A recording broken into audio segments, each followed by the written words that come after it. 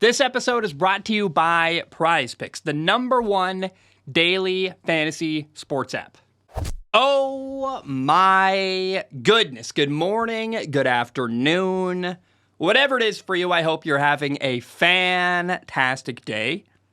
My name is Zach Schomler. This is Strong Opinion Sports, episode 586. Welcome in. I am not 100% just yet. I've got a headache. That could be from watching football for 2 days straight. It's very possible. I should probably try to figure out how to get some of those blue light glasses that make it so you can look at a screen for like 25 hours in a row and not feel any eye strain or headache. That could be contributing. Although, again, my cough is still kind of here. If there's any weird cuts in this episode, it will be because I probably died coughing and just had to take a moment. But I'm not 100% yet, but I will be there very soon. Today we're going to talk all about NFL Week 3. I expect a short episode. Remember, I'm one man. I can't watch every single game on a Sunday. So if you feel like I leave something out, let me know. I want to hear what interests you guys and talk about the things you care about. I'm going to talk about Miami, Denver, Chicago, Arizona. I am curious. We've still got 2 Monday Night Football games left this week. We've got a doubleheader, Philly and Tampa, and then the Rams play Cincinnati. Those are the 2 Monday night games during NFL Week 3. But all but 2 Week 3 games have been played, so I'm curious, what was your favorite thing during NFL Week 3? Write in, let me know. If there's stuff I leave out of this episode, I'm happy to circle back and cover it on Tuesday's episode. Remember, I'm recording this Sunday night after Sunday Night Football. Let's jump into Sunday Night Football. On Sunday Night Football, the Pittsburgh Steelers beat the Las Vegas Raiders in Vegas 23-18. And I want to start with a moment from this football game that was baffling. It confused me. I didn't understand at the time. I was watching going, feels pretty obvious what you should do, and the coach didn't do what felt obvious to me.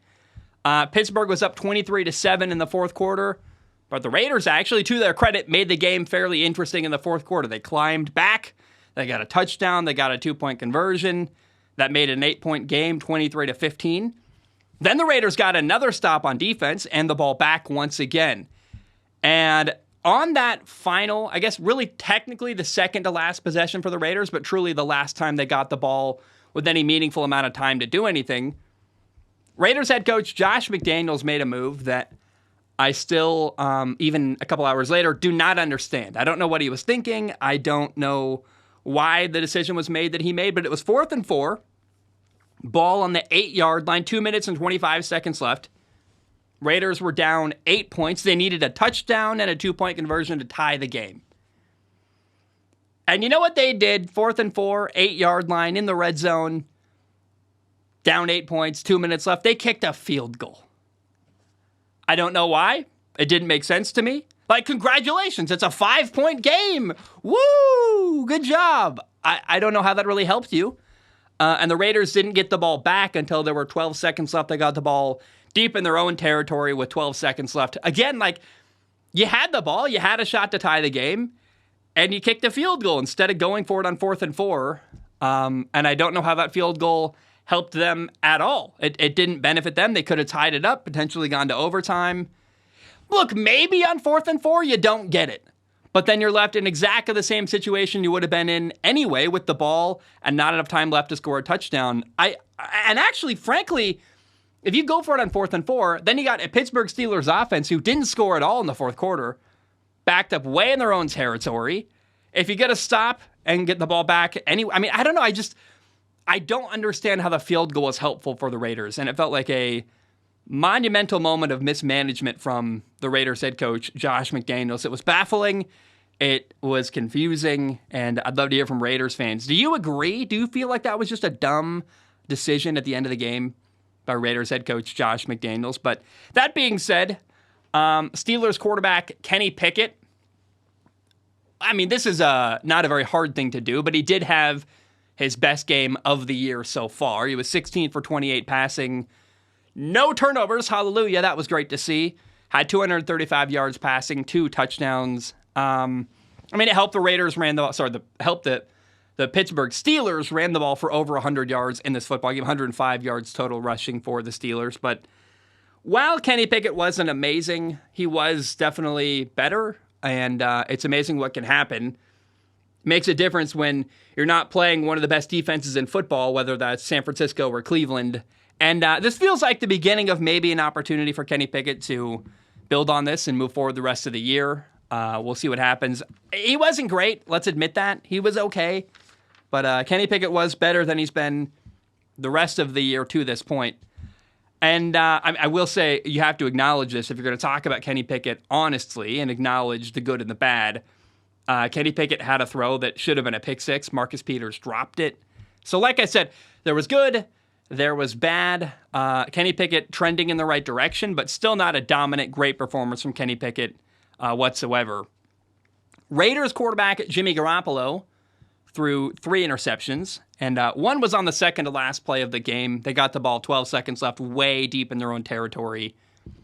So one interception, it's hard to really blame Jimmy G, but it wasn't like Jimmy G was an outstanding player and had an amazing game. He threw for a lot of yards and put together some good numbers, but they really didn't do anything on offense. The Raiders didn't until the fourth quarter. It is worth noting Davante Adams had 13 catches for 172 yards and 2 touchdowns. And now as someone who is playing fantasy football for the first time, I now understand the significance of that. I know that whoever had Davante Adams probably scored, 40-something points and was really, really happy and at home going like, I won my league, yay. I'm sure somebody out there is really, really excited.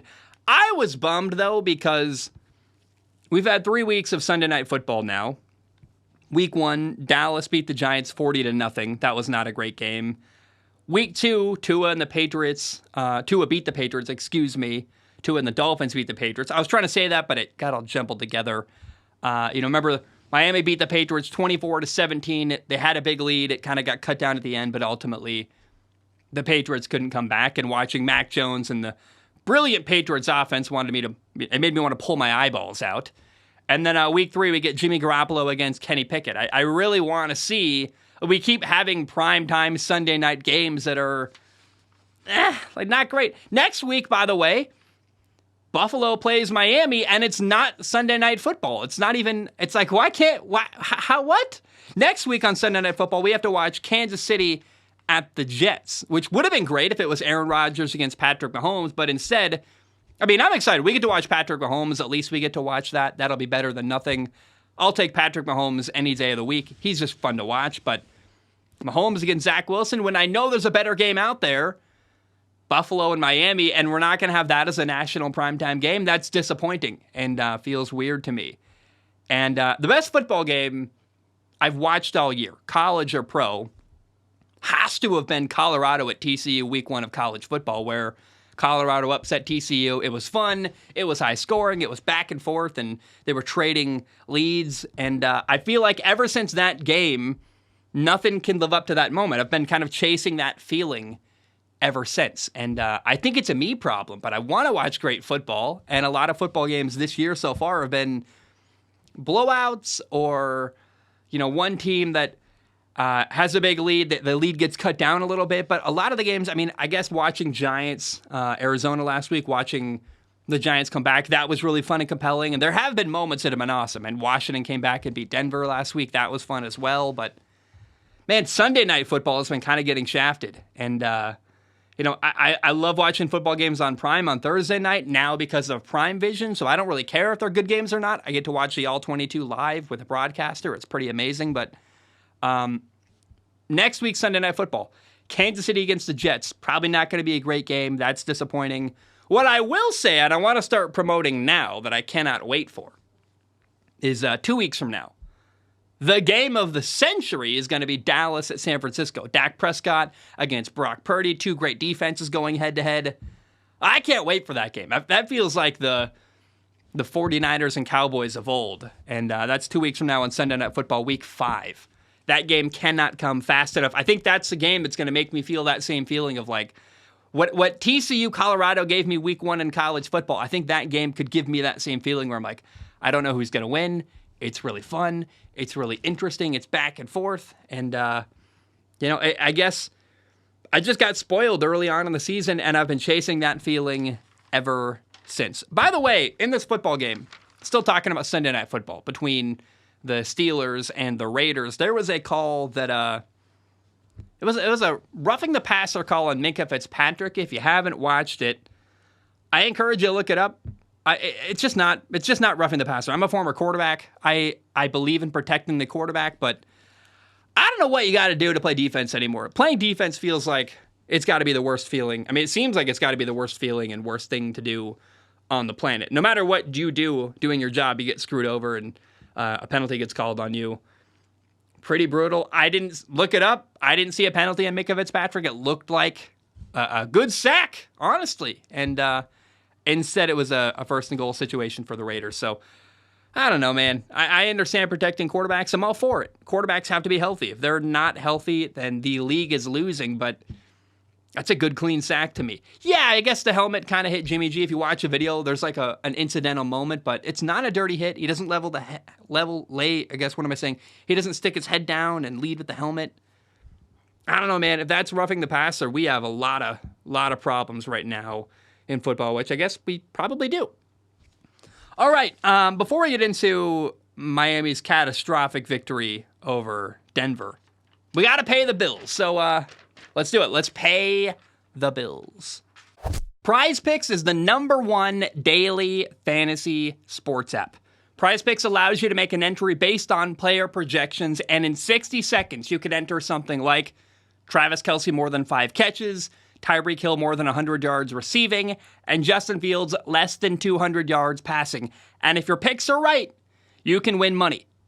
Making picks makes games more engaging, and you could turn something like $5 into $50. Prize Picks offers quick and easy deposits. You can even use Apple Pay. And they have weekly promotions that can lead to big payouts. For example, there's a weekly event called Taco Tuesday.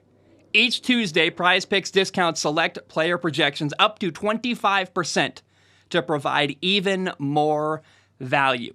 So put your skills to the test in daily fantasy. Go to prizepicks.com/CLNS and use code CLNS for a first deposit match up to $100. That's prizepicks.com/CLNS, code CLNS for a first deposit match up to $100. Prize Picks, daily fantasy made easy. All right, we are back. Let's talk about it. The Miami Dolphins beat Denver 70-20. 70-20. That's like when I played Madden with my little brother growing up. I mean, that's just a not competitive, wildly one-sided football game. And first of all, this is a catastrophic loss if you were a member of the Denver Broncos. One of their fans, their head coach Sean Payton, their quarterback, no matter who you are, if you are a part of Broncos country, quite honestly, this has to be a discouraging, horrifying, awful loss for Denver. The Broncos are now 0-3, and they lost their first 2 games by a combined 3 points. They lost 16-17 week 1 to the Raiders. Then they lost 35-33 to Washington week 2.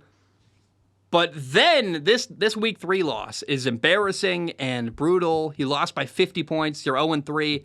I am not sure how Denver's going to overcome this loss. I mean, they're probably going to win next week. They play Chicago. Their next 6 games, they'll play Chicago, the Jets, then KC, Green Bay, Kansas City again, and then Buffalo, followed by, I believe, Minnesota, then Cleveland. So I see a lot of losses in the future for Denver. And I think this is a low point as an organization that is going to be really, really hard to come back from. You hired a good coach. He was supposed to save the franchise. And not only did you lose the first 2 games, you're 0-3 after just a totally one-sided butt smacking. And I don't know how Denver's going to recover from this loss, truly. Again, they probably beat Chicago next week. If they don't beat Chicago, then is it too early to fire Sean Payton? Like, what do you do if you lose? I mean, that'd be all bad. I think they're going to win next week and beat Chicago, who's also 0-3.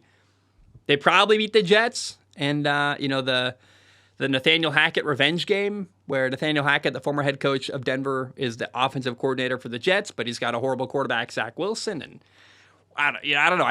I want to take a moment of silence and just hang in the moment of like, I feel bad. And I'm actually not going to take a moment of silence. I'm just going to say, I feel horrible for Broncos fans. You've had years and years of enduring pain, Last year was one of the worst seasons I've ever seen from any football team. And, I had to watch. I watched that Thursday night game last year between Indy and Denver. Matt Ryan at quarterback, Russell Wilson at quarterback for the Broncos. Neither team seemed to want to win that football game last year. And, it was a huge day. This game, Miami scored 70 points this week. They beat Denver. That is just a few points shy of the most points ever in an NFL game.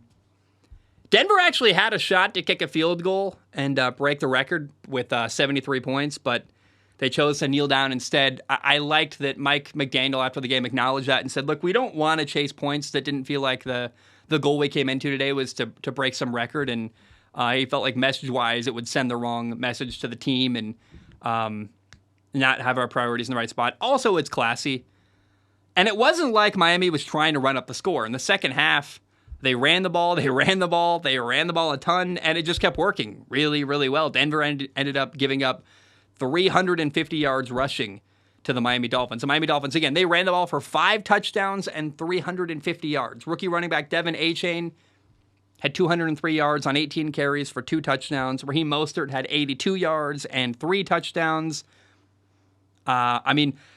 Backup quarterback Mike White came in the game on the second play of the fourth quarter on offense for them. And he threw 2 passes. One of them happened to be a long 68-yard touchdown pass to Robbie Chosen.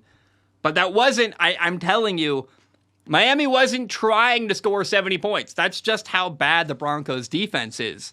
Now, they were early on in the game. I'm talking about in garbage time at the end of the game. They kept scoring, and I don't think they were even really trying to. That's how bad Denver was. In the first half, certainly, Miami is pouring it on, and very happy to do so.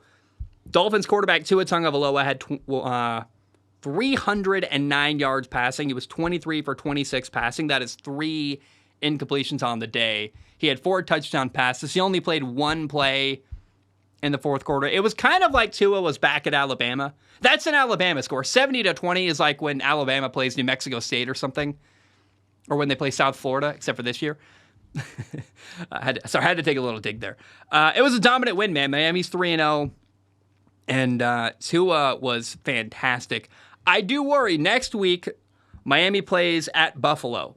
They're 3-0. Everyone's kind of already talking about this game, Miami at Buffalo, as the game of the century, game of the year. I'm actually a bit worried for Miami. I know that when you come off a massive victory, and by the way, so is the Buffalo Bills just beat Washington 37-3. It's not like Buffalo isn't also coming off of a big win. But whenever you score 70 points, you win 70-20, I would imagine emotionally it's hard to keep that going. And I'm actually a bit worried that Miami next week is going to be, after this incredible dominant win, a little bit flat to start the game. And that could really affect them next week on the road at Buffalo. But we got to talk about this. It's got to be cool for Dolphins head coach Mike McDaniel. Remember, he grew up in the Denver area, went to high school there, Smoky Hill High School in Aurora, Colorado. He was a Broncos ball boy. His first ever job in coaching in 2005 was with the Denver Broncos. So this is Mike McDaniel dunking on his childhood team. That's very, very cool and has to feel good if you're Mike McDaniel. So just very cool for him. Miami, dominant win, 70-20. They play at Buffalo next week. I'm worried that they're just going to come out a little bit flat. It's after this emotional, massive victory. It's easy to be a little bit flat and emotionally on a low next week. And I worry about we're kind of overselling this. I'm telling you now, I'm a little bit worried about Miami next week. I'm rooting for Miami openly. I love Tua. I love their quarterback. But I am a little bit like, can they do it again next week? It's hard to just sustain that level of incredible success. Now, another team that got their butts kicked, we talked about Denver. They lost literally by 50 points, but Chicago also got their butts kicked. The Bears lost to Kansas City 41-10. My roommate's a Bears fan. She was disappointed but understood when, at the end of the game, they ended up taking it off the national broadcast and putting the Cardinals and Cowboys game and making that the game to watch, because while she wanted to watch Chicago, she understood, like, hey, this is not a good football game anymore. Justin Fields was 11 for 22 passing. He had 99 yards throwing. He had 1 touchdown, 1 interception. He was also a leading rusher. Justin Fields ran for 47 yards. I just want to say this really quickly. We just talked about Miami and how great Miami is, and they won by 70. They won 70-20. They won by 50 points. They put up incredible yards and incredible numbers, and Miami ran for 5 touchdowns and 350 yards. Tua threw for 309 yards and 4 touchdown passes. Only 3 incomplete passes in that football game. How does that matter in context related to Chicago? Here's how. I would say be patient with Justin Fields. I remember very, very vividly when everyone was calling Tua Tagovailoa a bust. Now he's the leading passer in the NFL, dominating, throwing for a ton of yards, ton of touchdowns. I watched Chicago. I watched this game, Kansas City against Chicago. The Bears are horrible. The play calling is bad. They were running the ball against a loaded box, meaning that there was a bunch of defenders right around the line of scrimmage ready to stop the run. And Chicago just ran right into it multiple times. Like, what are you doing? That's not a good idea. They are not asking you. Really multiple times, Chicago was just running right into a trap. I mean, basically the best way to say that. Kansas City put a bunch of bodies around the line of scrimmage, loaded the box, expecting the Bears to run, and the Bears didn't run play action. They didn't do anything out of the ordinary. They just ran right into it and got stuffed for no yards. It's like, what are we doing here, guys? What's happening coaching-wise here? Justin threw a great ball down the right sideline that DJ Moore dropped. You're like, that's a beautiful throw. That's not Justin's fault. Justin Fields is not perfect. We watched him. We've seen him in 3 games now this year. And I'll acknowledge, it's possible Justin Fields is garbage and cannot be saved. That's entirely a possibility. At one point, I remember believing in Zach Wilson, saying, let's see what Zach Wilson can do. He's going to have a better team around him, and we are learning Zach Wilson, the once talented young quarterback, is just a bad quarterback, right? I've given up on Zach Wilson. But I'm not ready to give up on Justin Fields yet. I think that what he can do running the football is truly unique. And everyone's dunking on Justin Fields, calling him a bust, making fun of him, saying how horrible he is. I just want to remind you, remember, people were once calling Tua a bust. And then look what happened when he got a great head coach, a star receiver, and some help. Tua is a much different quarterback. No one would dare call him a bust now. Personally, I want to see what Justin Fields could do with a great coach and better teammates. And remember, Chicago was so bad last year. This gets kind of forgotten because they traded down in the draft. The Bears were so bad. They were the number one. They had the number 1 pick last year in the draft. They had the worst record in all of football. And by the way, nobody lost their job. GM was kept. Head coach was kept. Offensive coordinator was kept. I don't agree with that. I don't think that was the right decision at all. You have this really talented young quarterback, and you don't want to waste his potential, and you don't want to waste any more time. I'm so disappointed in Chicago. I'm not surprised. I'm just let down. I'm like, man, why did we keep Matt Eberflus? Why have there not been changes made? And, I don't think that there's a lot of Justin Fields just walking the earth. I really think that anyone ready to get rid of him or throw him away needs to acknowledge how rare a player like him actually is, who's got the ability to do what he can do. And if Mike McDaniel was the coach in Chicago, I think we'd see a very different Justin Fields, who's got confidence, who would have better coaching, who wouldn't be looking like a mess every week. And I think the power of coaching was shown this week when we saw Tua dominate and look amazing. Remember where he once was. Don't forget that. What good coaching can do for a young player. Oh, yeah, by the way, get him some help. Get him a better teammate or two. Everyone's ready to get rid of Justin Fields. I want to see Justin Fields with a good coach who's catering to his skill set and believes in him and is giving him confidence rather than what they got going on right now in Chicago. Next week, we got kind of a toilet bowl, by the way. Week 4, Denver plays at Chicago. Both teams are 0-3. I expect Denver to win that football game, but the toilet bowl next week. Denver at Chicago. We'll cover it. We'll have fun with it. Who's going to win? The toilet bowl, baby. What's funny, by the way, Chicago's logo, everyone makes this joke. It's nothing new, but Chicago's logo does kind of look like a toilet seat if you turn it sideways. It's really funny. I don't know. Everyone's made that joke before, but it remains true. By the way, in this football game, Patrick Mahomes is unreal. Patrick Mahomes had 3 touchdowns against Chicago, and he does stuff that it's just unguardable. I really, like, I talked earlier in the show about how, I'm kind of chasing the feeling of watching a great game like TCU Colorado. You know who I'll never get sick of watching play football? Patrick Mahomes. And Patrick Mahomes is kind of ruining football all around. Every other quarterback I watch pales in comparison. When I have to watch Jimmy Garoppolo against Kenny Pickett, I want to rip my eyeballs out because I'm like, I know what the best looks like. This is nowhere near that. Mahomes had a play where he stepped up in the pocket, didn't set his feet. He's kind of shimmying sideways up in the pocket. He flicks it deep down the left sideline on a corner ball to Justin Watson for a massive gain. And you're like, that's one of the most difficult throws anyone's going to make all of NFL Week 3. And he makes it look effortless. I mean, people don't even appreciate. We're so numb to how good Patrick Mahomes is that, and I know that people get mad, oh, ESPN covering Mahomes again, but I think people really don't understand just how insanely good he is. And, man, I just, I have, in fact, I was even briefly one of those people. It's I'm just kind of tired of his dominance. I'll tell you what, I watch a lot of football. I will never complain ever again anytime I have to watch Patrick Mahomes. It's so fun, especially watching him with teammates that aren't as good, actually, having to elevate guys like the name Justin Watson, Rashee Rice. He is elevating people that, they're NFL veterans, some of them. Justin Watson's been in the league since 2018, fifth-round pick out of Penn. But these are not great players that Patrick Mahomes is playing with, and he's elevating them, making them look so good. And, I will never, ever, ever complain again. I have perspective now. I've had to watch a lot of Kenny Pickett. I watched Jimmy Garoppolo play an entire football game just now, a couple minutes ago. I will never, ever again complain about quote unquote, getting to watch Patrick Mahomes play football. He's amazing and so much fun to watch. Also, I feel like we have to mention this. I can already tell I'm going to be very quickly tired of this. I can already, just the amount of posts I've seen on social media, the amount of coverage this is getting is really insane.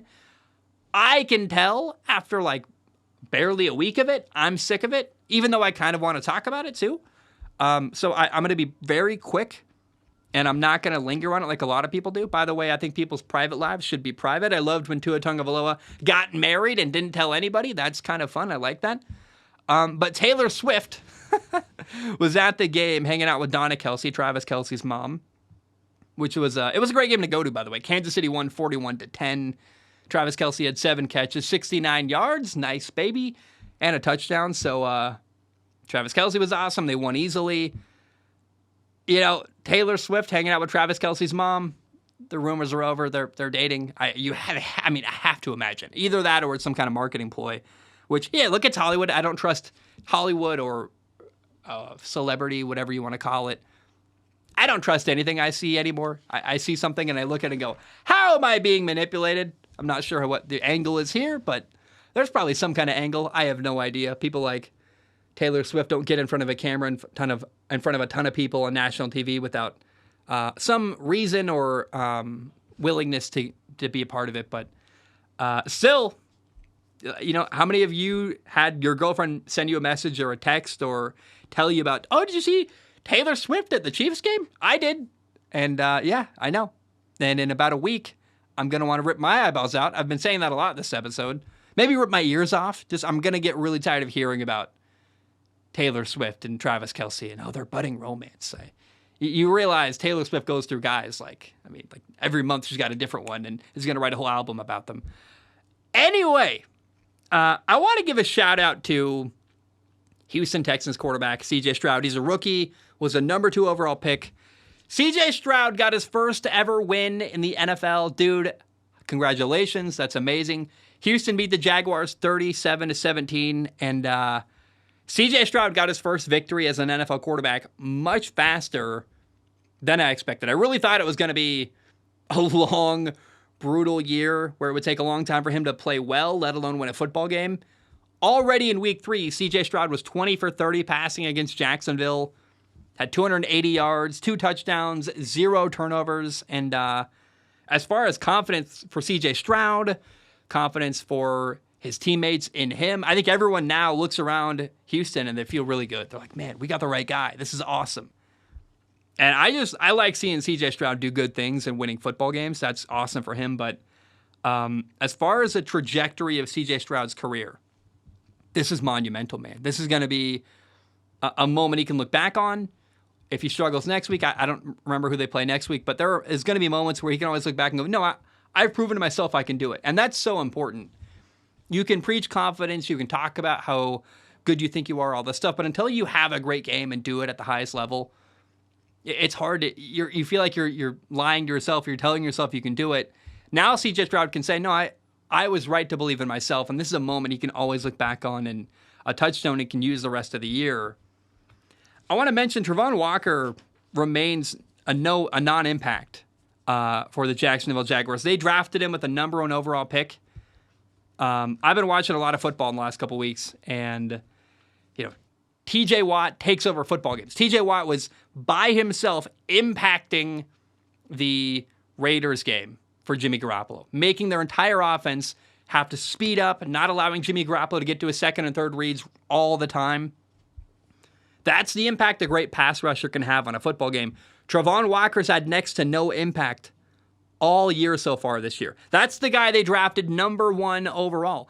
Aiden Hutchinson, the number 2 overall pick, right after him in Detroit, is making an impact 3 games into the year and last year. Travon Walker was drafted because he had potential to become a better player than Aiden Hutchinson. That was the justification, why people assumed they took Travon Walker rather than Aiden Hutchinson. I'll tell you what, Jacksonville needs a really good pass rusher. They need someone to step up. They need the guy they drafted number 1 overall to step up and become what they drafted him to be. And so far, everyone's sitting there with their hands open waiting, and Travon Walker is not delivering and becoming the great pass rusher, getting after quarterback, wrecking games that I think they drafted him hoping he would become. We have to talk about this. I want to give a shout out to Arizona. The Arizona Cardinals won their first game of the year. Well done. The Cardinals beat Dallas 28-16. Probably kind of the upset of the week. A lot of people did not see that coming. Josh Dobbs, the Cardinals quarterback, the alopecia man. Did anyone see that post the Cardinals put on social media?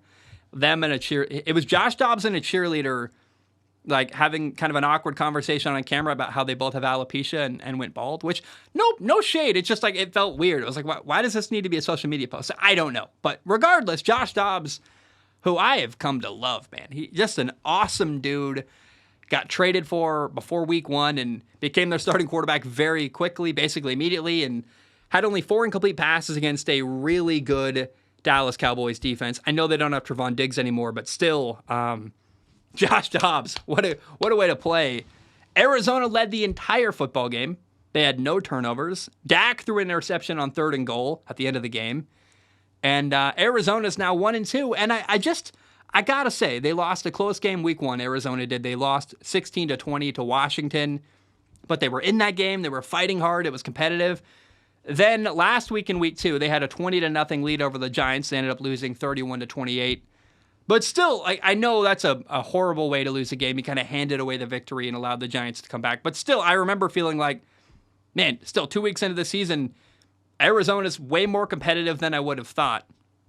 And finally, in week 3, Arizona got their first win of the year. I made fun of goofy Jonathan Gannon a lot during the preseason. I made a lot of accusations they are tanking. I didn't see this coming, man. Not only is Arizona... I still have the theory that the team, the players and coaches, they're not tanking. You can't operate and run a football team that way. It doesn't work. It doesn't make any sense. I still believe in my heart that the general manager, the front office, that they happily cleaned house and got rid of a lot of their talented players and traded for draft picks and are very happy to be bad this year. If the Cardinals are bad this year, I don't think Arizona's going to bat an eye and be disappointed. But certainly, they look way better coached than I expected from Jonathan Gannon. And I'm sure that doesn't hurt. There's some familiarity between Gannon, who was in Philadelphia, last year and the years previous, to the Dallas Cowboys, who he played twice a year, multiple times a year with Philly. But still, man, Jonathan Gannon's doing a much better job than I expected. A defensive head coach, putting his guys in good position. They're competitive. They've been competitive in all 3 games they've played this year. They finally won one, which is awesome. And I think it just deserves respect. Jonathan Gannon doing a great job getting his team ready. They're more competitive than I would have expected, than I certainly did expect going into the year. And well done for Arizona. The Cowboys, by the way, got into the red zone 5 times in this football game. They only got 1 touchdown. They had a turnover on downs on the 4-yard line. Later in the game, Dak had an interception on 3rd and goal. The Cowboys moved the ball a ton. I mean, they only punted the ball twice in this football game. Their running back, Tony Pollard, ran for 122 yards. The Cowboys were moving the ball up and down the field, putting together long drives, kicking field goals, though. And this is where Jonathan Gannon deserves respect in Arizona. His defense did not allow the Cowboys to finish drives in this football game. 3 field goals, only gave up 1 touchdown. The Cowboys were 1 for 5 in the red zone, only 1 touchdown on 5 trips to the goal line or to the red zone. And hey, for Jonathan Gannon, his defense in Arizona, that's a job well done. Great job by Arizona. Really cool to see. Now, I've got bad news if you're a New Orleans Saints fan. Saints quarterback Derek Carr, if you watched it and you're a Saints fan, you saw he got hurt on the first drive of the second half for the New Orleans Saints. We're still waiting to see what the injury is. We'll probably find out tomorrow, Monday morning. For me, remember, it's very late Sunday night. Derek Carr got sacked and threw down really hard onto his shoulder. Looked like his right shoulder got pounded into the ground. He left the game. People are saying, like the sources that have leaked stuff out have said that it's not expected to be season ending, so Derek Carr is likely going to be out for a little while, but then come back. Still, it's not good. And without Derek Carr, maybe we learned, I've talked about how Derek Carr was 2-0 going into this football game, but not playing great. Like the Saints offense wasn't scoring a lot of points. They were a defensive-led football team. But Derek Carr clearly had an impact. The Saints had a lead 17-0 in the fourth quarter. And without Derek Carr, they blew the lead. The Packers came back. They got a field goal and 2 touchdowns in the fourth quarter. On that first touchdown, they went for 2 to make it 15-21. Then they, what am I saying? No, to make it 17-11. Excuse me. So that made the game 17-11. Then they got a final touchdown in the fourth quarter, kicked the extra point, took a 1-point lead, 18-17. And so, Blake Grupe had a shot for the Saints. He had a 46-yard field goal ready to go, teed up. They kicked it, and he missed at the end of regulation. So the Packers won. It's kind of a cool moment for the Packers. Their young quarterback, Jordan Love, put together his first ever fourth quarter comeback, which is pretty cool. But worse is that the Saints blew a 17-point fourth quarter lead, and their quarterback is injured. It's interesting, man. In 2 weeks from now, I think it's actually, I think it's week 4. If I'm mistaken, feel free to correct me. But I believe that the Saints play Tampa next week in a really important game between likely the 2 top teams in the NFC South. And the Saints might be without their quarterback, Derek Carr, in a really meaningful, important game against Tampa. That's not great. We'll see how Tampa does tomorrow against Philly. I think Philly's going to win that football game, although I'm not really sure. But the Packers and Saints are both now 2-1. Great win for Green Bay. And a tough loss in multiple ways for the Saints, losing their quarterback and losing a 17-0 fourth quarter lead. By the way, let's talk about Monday Night Football. I think Cincinnati's going to beat the Rams, although that could go either way. I really don't know. The Rams are much better and much more competitive than I thought this year. Joe Burrow, the Bengals quarterback, is dealing with a calf injury, which seems to be affecting him. I'm not really sure. Sorry, as my throat goes. I think Philly beats Tampa, but I mean, this is really a game we're going to learn how good Tampa is, because Tampa's been really good. They're 2-0, but Baker Mayfield has been playing. He's been playing pretty well. He's got 3 touchdowns and no turnovers, playing clean football. But I'm not convinced Baker isn't winning, partially because they haven't played much of competition so far this year. So I'm really fascinated to learn something about Tampa on Monday Night Football against Philly. How good is Tampa? What can they do? And can they hang with a big boy in Philly? Now, let's end the show today with a game I want to play. A game called Which Game Was Worse in Week 3? Denver lost to Miami 70-20. That's pretty bad. They lost by 50 points. Denver's now 0-3. That's hard to recover from. We talked about it earlier, but they at least play Chicago next week. So Denver, Chicago next week. That's a chance for Denver to get back on track and go 1-3. Ooh, terrifying. So such a good. They're gonna, from here on out, Denver's gonna win every game. They're gonna beat Denver, then they beat the Jets, and then just ignore the fact that their schedule for the next 6 games after the Jets is really, really brutal. Kansas City twice, Green Bay, Vikings, Cleveland. Just ignore that. So Denver had a horrifying loss, probably the worst loss of the week. But I think there's 2 challengers that could potentially be similarly or equally, if not even worse, than the Denver loss. Washington got beat really bad. Washington started the year 2-0. Their fans were very loud, telling us how great their season is going. Our offense is amazing. And unfortunately, Washington fans fell back to earth this week. Washington, first of all, they were part of a game where 40 points were scored, and that's great. Unfortunately, 37 of them were from Buffalo. So Washington's high-flying offense fell down to earth. They lost to Buffalo 37-3. And Washington quarterback Sam Howell had not 1, not 2, not even 3, but 4 interceptions in this football game. And not even like fluky, weird, bad interceptions. Like bad interceptions in the fact that he made a bad decision, put the ball in the wrong spot, threw a pick 6 to AJ Epinesa, a defensive lineman. The Commanders had 5 total turnovers. If you're a Washington fan right now, I'm so sorry. I am so sorry about your team. Brian Simpson, friend of the show, you're a Commanders fan. Man, I feel you. I empathize with your pain. I am sorry your team lost in such a horrifying, horrific way. And then another loss that, again, I don't know if Washington's loss was really worse than Denver, but it definitely was more deflating because the team was 2-0. Everyone in Washington was really hoping that, hey, this is our year. We're a better team. Our offense is better. If we're a good team, we can challenge a team like Buffalo. And they learned very quickly, no, they're not a good team and can't challenge a team like Buffalo. This loss, though, the next one I want to talk about was a painful reminder of pain that Jets fans still are not over. The Jets lost to the Patriots 10-15.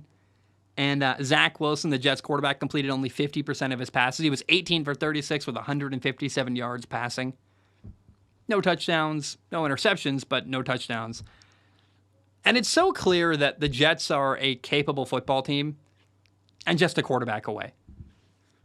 I'm still sad about Aaron Rodgers, man. I was really hoping. Like Sunday Night Football next week. Kansas City at the Jets. Patrick Mahomes against what quarterback? Zach Wilson. Dang it, man. I was so primed up and ready for a really fun, exciting year for the Jets. And it's why the Jets can't have nice things, man. This poor fan base. I feel so bad for them. I saw a really great meme, though. It was a Bugatti parked in a trailer park. Like, literally, like, parked at a trailer under the overhang. Like they live there. And someone posted Garrett Wilson in New York with the Jets. It's basically like having a Bugatti, but living in a trailer park. It's so perfect, Garrett Wilson, this amazing, awesome receiver, playing with Zach Wilson, a not amazing, not awesome quarterback. And oh man, right? Which one was worse? Was Denver? That's probably the worst loss, losing by 50 to Miami, but 37-3, sucking all the hope out of Washington. That had to hurt, and then stepping on the wounded corpse of. I guess you can't be wounded corpse. That would be you have to be dead or wounded. But stepping on, kicking a Jets fan while they're down, losing a game by 5 to their hated New England Patriots, a very winnable game if they only had a competent quarterback. It's got to be painful. So those are 3 really brutal, horrible losses for football fan bases during Week 3. I am really curious what's going to happen tomorrow. Can the Jets? Wow, still hung up on the Jets. Can Tampa hang with Philly? That's what we're going to find out. And, the more I think about it, I like the idea of the Rams beating Cincinnati. I mean, I don't like the idea of Cincinnati being 0-3. I love Joe Burrow. I love the Cincinnati fan base. I love Cincinnati as a city. But those Rams, man, they are talented. I think that's a really fun, underrated game, is that Monday night game, Cincinnati against the Rams. And this really talented, young, fun Rams team playing against a Cincinnati team that's 0-2 and desperately needs a win. I think Monday Night Football is going to be awesome. I'm certainly hoping so. And I don't want to watch any more bad primetime games. I really don't. I don't want to watch any more Kenny Pickett's against Jimmy Garoppolo, please. I want to see high-level, really fun, exciting quarterback play. Is that too much to ask? It probably is, but, We'll see. Guys, I love you. I appreciate you. Hope you have a great day. I'm recording this Sunday night, pretty early Sunday night, actually. Sunday night football's at 2 o'clock here in Hawaii. It's like, what is it now, 7 o'clock here? Yeah, 7:30. So pretty early still on Sunday for me. You're going to hear this on Monday. I love you. Happy Monday. Enjoy Monday Night Football tonight. I will see you Tuesday to talk about Monday Night Football, to talk about Deion Sanders and Colorado's disappointing loss. I'll find a way to talk about Notre Dame and their cool green uniforms as they lost to Ohio State. A lot of fun stuff left to be talked about from this weekend of football, but that's all for now. I love you, appreciate you, and see you on the next one. Ba-dum-bum, bam, we are done.